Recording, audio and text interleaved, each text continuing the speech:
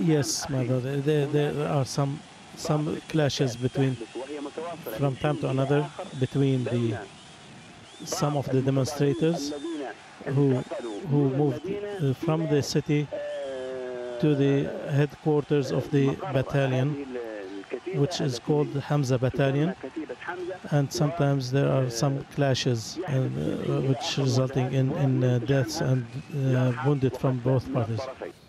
Now, Australia has also moved to put pressure on Libya's government by imposing what it calls autonomous sanctions. For more, let's join Australia's Foreign Minister, Kevin Rudd. He's in Cairo and joins us live. Mr. Rudd, thank you for being with us. Can I ask you first, just to let us know, what is your understanding of the current situation in Libya? I mean, we've had Saif al-Islam coming out and saying, we want the world's press to come and see that what you've been saying is not true and everything is fine here in Libya and it's all a big misunderstanding. Was he right in that? I mean, what information do you have from on the ground about what is going on there? Well, the statements just referred to, I think you said by their information minister, are simply incorrect. They are not factual. Libya is in the middle of a civil war, and that civil war has now reached the streets of Tripoli. It seems to us increasingly that the days of this regime are numbered. You've seen not only the defection of a range of Libyan diplomats from around the world, the resignation of a number of ministers from the Libyan government, but plainly the security situation on the ground is working against the Gaddafi regime. Its days, I believe, are numbered. If it is, as you say, a civil war, then is the UN Security Council resolution and your own autonomous sanction package announced recently going to be enough? The key thing is to see the unity of international opinion on this matter, so that those within Libya know that the world is as one. There is one critical element of the UN Security Council resolution which we in Australia have strongly argued for the last week, and that is a reference to the International Criminal Court. This is critical for the regime in Tripoli to understand. That is, if they take further actions of violence, mass violence against innocent civilians in Libya, it is not just those who issue the orders, but also those who pull the trigger, who will then become subject to the jurisdiction of the criminal court.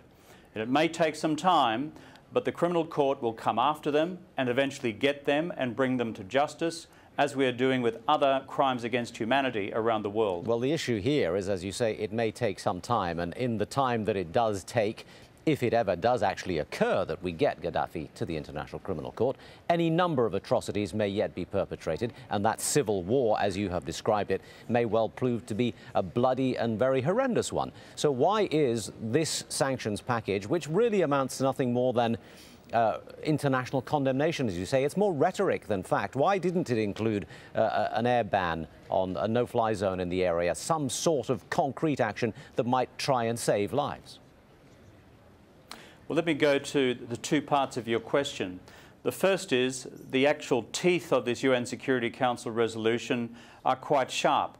Firstly, in terms of the targeted sanctions against members of the regime, this is very important. The Gaddafi family has significant financial assets invested around the world, including in the United Kingdom and elsewhere. This, therefore, affects directly personal financial interests. Secondly, an arms embargo is necessary in order to prevent the further resupply of military equipment to those military units remaining supportive of Gaddafi. And thirdly, the criminal court reference is important. It's only the second time in the history of the UN this has been done.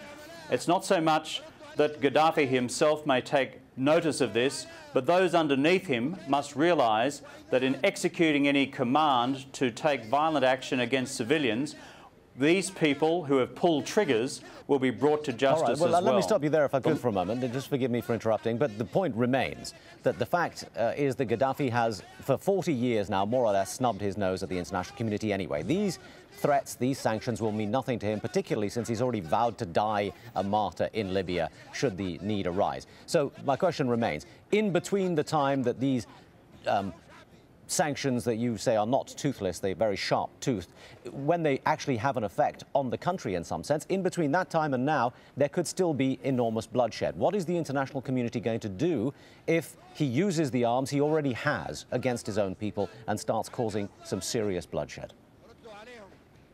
Well, the first thing I'd say also is that you said that Gaddafi himself may be contemptuous of these measures. Those underneath him who take his commands may actually be attentive to these measures, because that is the whole purpose of the International Criminal Court. However, I also believe that further action needs to be taken by the Council. You mentioned before the desirability of no-fly zones over Libya. We in Australia fully support that course of action.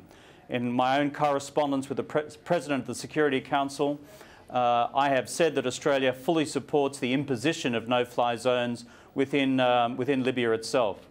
As for other actions by the Council, my own view as Australia, as the Australian Foreign Minister, is that all other options should remain on the table as well. This is a serious situation. There is mass loss of life, and therefore the international community cannot remain silent and must have all other options on the table. The fact is the international community has remained silent for a number of years now, ever since Gaddafi began this so-called rehabilitation in the international community. To what extent do you think Australia is responsible for allowing this to occur in the first place, by allowing Gaddafi to become a more respected figure in the international community?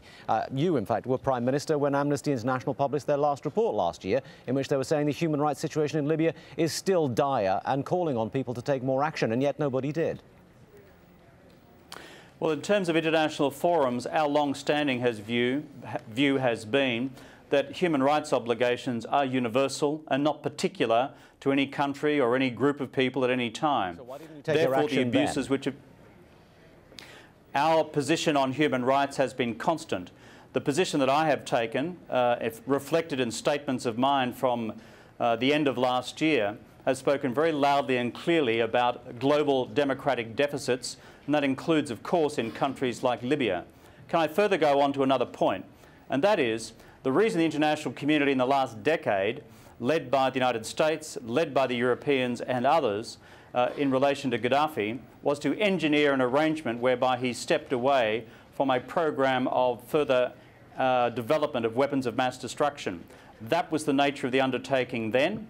And those were the reasons why international governments around the world began to adopt a different approach to Libya. That did not mean, however, that human rights abuses stopped there and then. They did not. They have continued.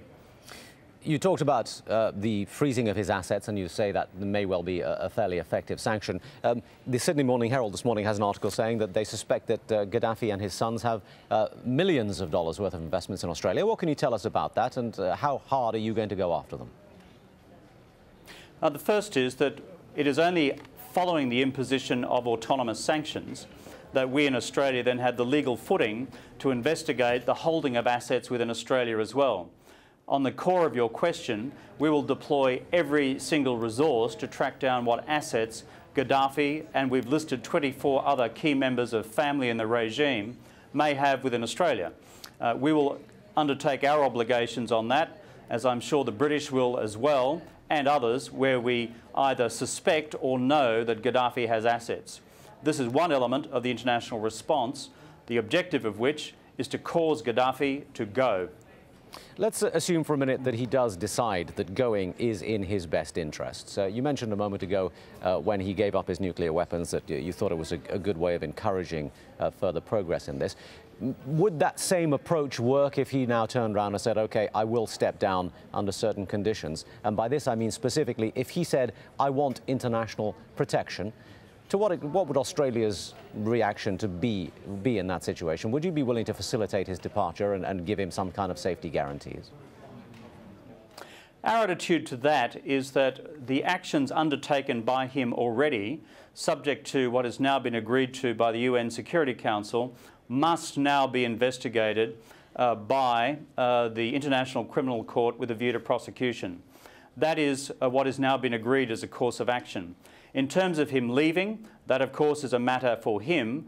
Our objective is to ensure that this series of actions results in a minimum loss of further life in Libya, in addition to what has occurred already. In terms of possible sources of sanctuary for Gaddafi and his family, I'll leave that matter to others who have had a much closer relationship with this regime than we have ever had.